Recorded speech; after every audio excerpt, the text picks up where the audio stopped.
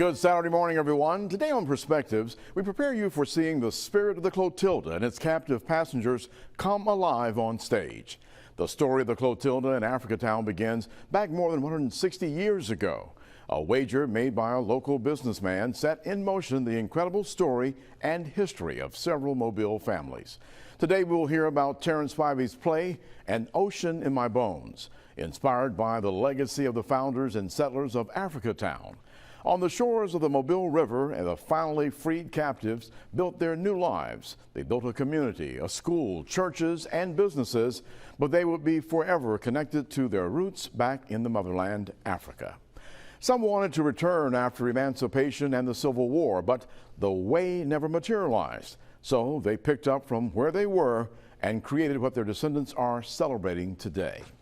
An Ocean in My Bones is a new work developed by playwright Spivey, which will make its public premiere in just a few days from now in February. Presented by the Clotilda Descendants Association. The roots now of the project go back to somewhere around 2015 when Greg Cyprian traveled to Cleveland, Ohio to see a Spivey production. Then in 2019, Cyprian and Spivey talked about the finding of the Clotilda's remains in the Mobile River, and they agreed that something would be developed. Spivey now calls this one of the most important project thus far in his career. Spivey has spent time visiting the area, meeting descendants, reading books, and learning the lore, saying that he has ample experience with unconventional presentations and unconventional venues. Spivey says, An Ocean in My Bones will be such a work. Joining us today on Perspectives to share about the play, An Ocean in My Bones, is playwright Terrence Spivey. And also here with us this morning, one of the actors, Ashley Austin. After a quick break, Perspectives continues with our guests, Terrence Spivey and Ashley Austin, as we hear about the play, An Ocean in My Bones.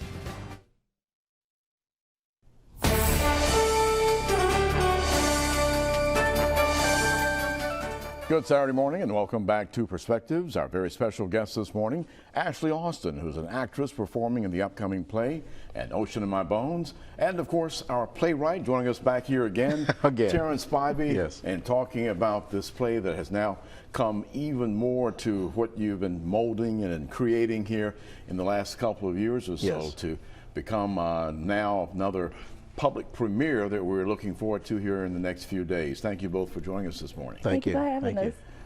Let's talk about, Terrence, some of the information I read. You could almost say that COVID-19 could have made this go away, could have ended, possibly. But from what I'm hearing from things I've read about you, a seed had been already planted.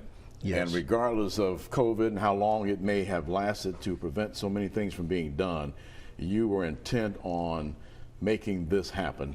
Tell us, what were you thinking there when this COVID bomb came along and sort of threw a wrench into a lot of things for a lot of people? Yeah, thanks for that. That's a very good question. After leaving Caramel House, the oldest black theater in the country, 2016. In Cleveland? In Cleveland, Ohio. My quest has been mostly works of social justice, social awareness, works that deals with people who are muted or can't speak, suffering in silence.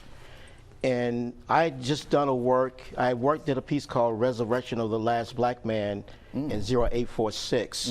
It was a little short film I put together. And around that time, too, I was going to festivals. And I just did a piece about human trafficking called Live Bodies for Sale. And I was already already in that journey, that mode to just do those kind of works, particularly because of, it's too the theaters I've been looking at, been around, the ones that asked me to come do works have been too safe. And I always feel like you have to also find yourself through the darkness just as much as the light. Yes. And it helps you grow more. So when that happened, the whole thing with that, and then of course the George Floyd situation, what really hit me. Greg Cyprian and I had talked, and he said, "Hey man, I got to get you come here. We got to come here. You got to come here and do something, a workshop." We talked about doing some black theater, and down the line, when he brought me here around, a couple of years back, that was my first going to, to Africa Town. I didn't knew nothing about I was Africa going to ask Town. you, had you heard anything or read any of the books prior to that? No, and Clotilde I knew, like the Henrietta, the Amistad, but I didn't know the extension of it being illegal. What other ship is illegal anyway, exactly. right? But exactly. I just knew of the ship, but I didn't know the extension of Mobile. The story. And when he brought me here, he took me across the tracks somewhere, and I swear, I thought it was a film set from a movie. I didn't know it was from a native son or something. I didn't know. I just knew that. I said, okay, what got me was the curtains, supposedly curtains, a bed sheet on the outside of the window, outside, not on the inside. Right. And I thought, I said, is this a joke? Now, mind you, the entire Africa Tower wasn't like that. I just happened to see that area. And he said, it's not a movie set. I said, whoa. Then he took me to the cemetery. And he told me about the descendants. I didn't know that much about them yet. He just mentioned, and he said, look, there's some way down the line, that's going to have to come out to a story on the play. Yes. But then Jocelyn Davis reached out to me two and a half years ago and reached out to me through Facebook. So that many, it's according to what you're on Race Facebook for, right? Right. And I'm like, is this a joke? I thought it was a virus. I didn't know what it was. And she had a long passage explaining, hey, Greg Cyprian, I understand he talks about you a lot. Yes. He knows you. He saw you play God's Trombones of James Weldon Johnson's piece at Karamu.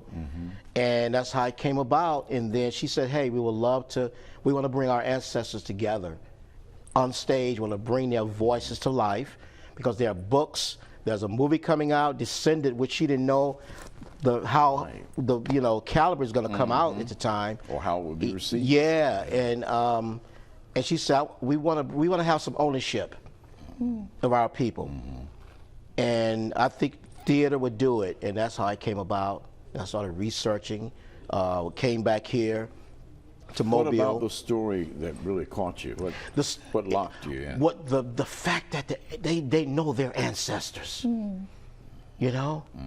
That's what got me. They know that we all are descendants, but they know, and the strength of their ancestors came here and say, we're going to name this plateau Africa Town. Since we couldn't get away, Timothy Mayer wouldn't let us go in 1865, so we're going to call this Africa Town, bring our customs, our tradition, crops, the land, everything. Make it our home. Make it our home, and the strength of the generations. They know their people. That's what really got me. And one of the words from your information, it said, talking about Peter Lee, that he didn't have a slave mind. Yes, he didn't. And and as an Osakibi, he was the only one that actually brought his own name. And that Peter Lee is the second. The fact that the royal family, King Glele, gave away one of his own. There's a gift to put on the ship. Yes. You can't make this up. No. And it's an incredible story. It is. And Ashley, I want to make sure we get you in here in this first segment. What attracted you to want to be a part of this? Because most people didn't know Terrence. Hopefully when they Googled him and they read his resume, they knew who Terrence was. But, this was just something happening, something new. What attracted you to this to want to be a part of it? Well, when I spoke to Terrence and he told me the premise of the play, I was drawn to it. Being an African-American woman, not knowing where my descendants are from, I thought this was an opportunity for me to be a part of something that I could say, yes, these are my descendants as well. And I wanted to make them proud. And Terrence was so good at, I don't want to say that he kind of lured us in, but he was so good with explaining to us the importance of it. And I just felt like we living here in Mobile, Alabama, we've heard of the Clotilda, we know about Africa Town, but we really don't know the importance of it to our history. And our history is so rich. Yes. And I wanted to be a part of expressing that. Do you feel like an actress as a part of it, or do you feel like you are a descendant or you are one of the ancestors? Because it's something that's coming alive. That's what I'm reading and hearing. It's something that's come alive. Well, once you meet some of the descendants, I've had the opportunity of meeting Jocelyn Davis, Pat Frazier, Bobby Dennison, and Darren Patterson, and they've all adopted us as their kids. And, you know, like I call Pat Frazier Aunt Pat.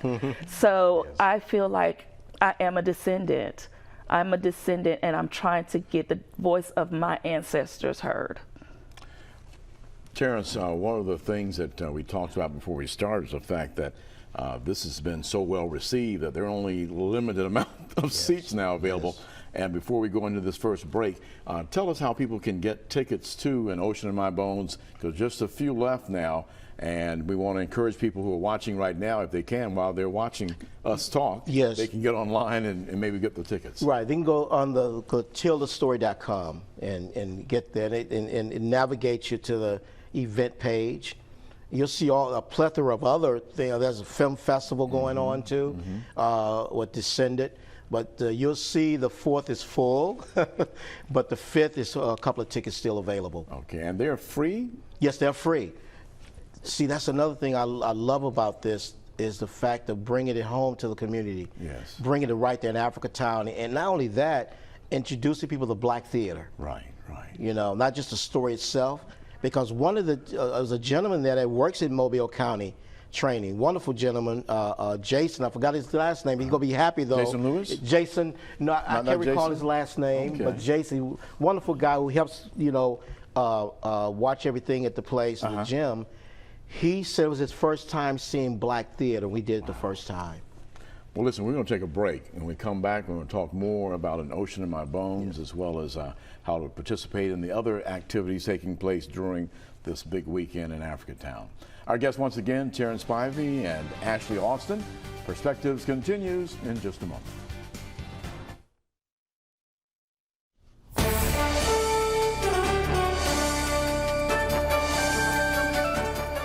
Welcome back to Perspectives. This morning we're talking about An Ocean in My Bones, the new play by Terrence Spivey, who has taken something that was smaller and is now expanding and growing in a way where we get more of a flavor of both the Clotilda, the descendants, as well as some of the historical aspects of Africa, of the people who I would say were part of the captive system over there, and rounded up some of the people that ended up becoming the Clotilda descendants, or ancestors, I should say. When some people describe the play, Terrence, they say it's daring, and then you said it's unconventional. What do you mean by that? Yes, unconventional. It's not a traditional narrative play like you go see a Raisin in the Sun. You're not going to see Walter Lee and Mama talking to the audience, you know, and that's what happens. I have them breaking the fourth wall, and we've added the writers, some of the writers who wrote stories about the books on the Clotilda, and their books, Natalie Robinson, you know, Emma Langdon Roach, and Sylvia, you know, Diouf. I brought them to life as well. So they come out, they're more like the narrating in a way, and they're narrating while action is going on. So that's totally unconventional, and it's something new for, I'm sure, for a lot of people, you know, who hadn't studied Yale or Juilliard, dealing with theater of the absurd and that kind of style of theater. So it's unconventional, which I think is very unique. It's three or four different levels of storytelling, besides that narrative. So how large of an area are you taking up to do the performance in that gymnasium? It's about the same. A couple of days ago, we had people jumping off the platform because we had so many people. We didn't have to do that last time. But what I've done, though, for the 4 writers, including Zora Neale and Deborah Plant, I've got isolated 4x4 platforms at each corner of the main stage. So they're there in their areas looking in, and sometimes they'll step down and just let everybody know what's going on. And you were mentioning some of the authors of the books that were done. Of course, Zora Neale Huston, she actually interviewed Cudjoe Lewis back in the 1930s before he passed. How much research did you do on this? And give us an idea. I remember you talking about talking to the descendants who are still alive, like Mrs. Lorna Woods. Yes. She's a walking history book. One thing what I got from them, and I really got it from Pat Frazier, when she said she didn't know a whole lot about, you know, Lottie and James Dennison, particularly Lottie, is that I took a lot from what they had told, what they were telling me, and I put it in their ancestors' voices. I let them be the voices. Some of them from the books, I made sure I didn't want to take too much exact words. Right. I didn't want to get into like, oh, she's just taking everything, you know, it's easy to be done. So I put a what if type of style. I'll take some of what somebody said, and I'll just add. Now I'll take what another writer has said in the book, I add it to the other writer's dialogue. Right. So it can make it a whole different feel. And I did a lot of research in terms of watching videos with them at conferences and stuff like that. But the main thing, what got me, was interviewing the descendants. And some of them didn't want to be interviewed. I was at Allegheny College at the time when I was getting the bulk of them, interviewing them. And I wanted to say, oh, can I talk to you on the phone? Right. I said, no, I prefer to have you on video, so I wanted to watch their mannerisms. That way I can write it or talk to an actor about it. So it's a, you know, blood memory. Right. So I'm thinking, you know, however you move, that's your ancestor there. Now, in this play, you also have Mayor, Yes. who is the gentleman who we mentioned earlier who made the wager. Yes. And then you have Captain Foster, who yes.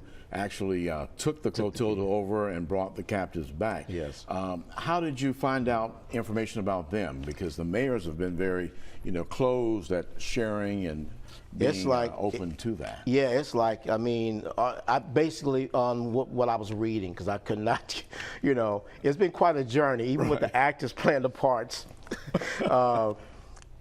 We have new mayor, we have a new Foster.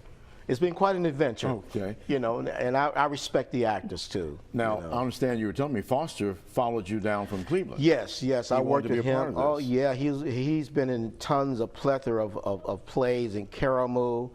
He was in Omaha, Nebraska. He got all kind of awards there. The guy, he's a trooper. You know, he's a trooper.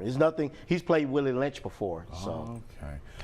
But it speaks volumes of you that he Yes. wanted to be a part of what you were doing down Yes. here. Yes. Now, understand actually somebody else or something else speaks that really throws something into the mix. Yes, the Clotilda speaks, and I am the voice of the Clotilda. So when he told me that the Clotilda was going to speak, I was like, wait a minute, I'm talking shit. But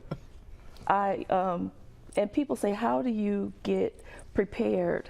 You know, what do you think about when you're speaking as the ship? And I think about the history. I think what she was built for. And she was built for cargo hauling, and I'm not talking about human cargo. I'm talking about rum and beef and water and things like that. And she was built for speed, to get over there quick and get back quick. And so they used her to take her over there, get 110 captives and bring them back quick. And then the payment for her service was that they burned her. So I say that I'm like their mother because I carried them in the bottom of my hull. So it was like when they reached the shores of Mobile, I gave birth to them.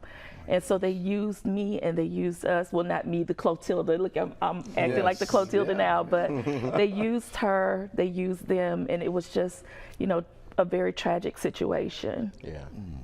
Well, this all sounds extremely exciting and interesting, and something that I hope people who are watching today want to go and see and be a part of this. And of course, if it sells out for both nights before a lot of folks can be a part of it, you will expand for an opportunity for another. That'd be nice. I love it. I mean, we went.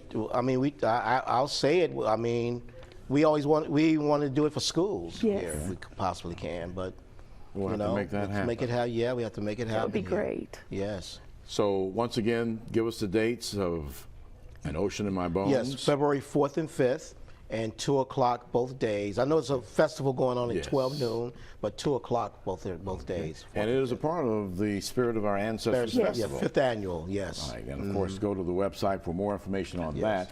And then, of course, there's a piece of art that's also being displayed and a tribute to it. And so a lot of August on the activities 3rd, going yes. on, yes, Right. over that first weekend in February. Well, you know, we are excited about you guys being with us today. Thank you. Thank you for having us. Yeah, bringing us Yes, aboard. Yeah. and sharing some of the insight of this, because this just didn't happen, and you can feel that you are almost sometimes when people do plays about historical situations in the past and people, they sort of embolden the spirit of that. Yes, and it seems yes, like you both have done that. Yes. I feel like we're putting in that missing page from the history books. Yes. So that the world could know that the Clotilda and the descendants they existed. It's not a myth, they existed. I like that line. right. I saw that's one of I know that's one of her lines. our dear friend Viola. That's right. That's right. Well, we wish you much success on this, Thank you. and of course, hopefully you'll get some additional performances out of this as well. Thank you Yes, so much. Thank you. Ashley Austin, and of course our playwright Terrence Spivey. We thank you both very much for Thank you. sharing An Ocean in My Bones. Thank you. Well, also, again, if you'd like to check out the play An Ocean in My Bones, you can see it, as Terrence mentioned, on the 4th and 5th of February. That's coming up next weekend at the Mobile County Training School. That's on Whitley Street in Mobile.